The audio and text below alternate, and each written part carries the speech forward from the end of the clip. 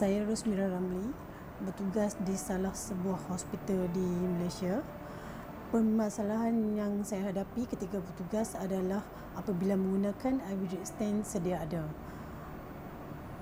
Kerana bentuknya yang berkaki, bercabang-cabang, mengganggu perjalanan dan urusan perawatan ke atas pesakit. Bertitik tolak daripada itulah saya mengambil langkah dengan mencipta satu inovasi bagi mengatasi masalah tersebut.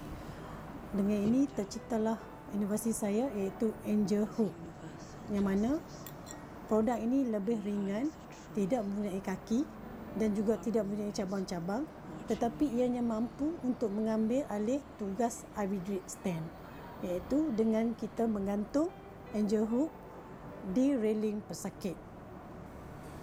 Sehubungan dengan itu, Angel Hook telah pun digunakan di salah sebuah ward di hospital, dan dari feedback daripada jurawat, juga doktor dan para pesakit mendapati Angel Hook sangat mendapati kehendak petugas dan juga kehendak klien, iaitu pesakit, dan ianya sangat relevan digunakan pada masa kini.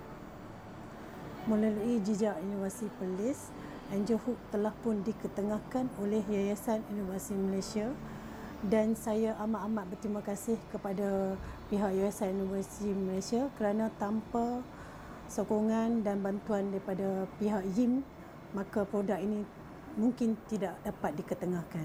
Terima kasih YIM.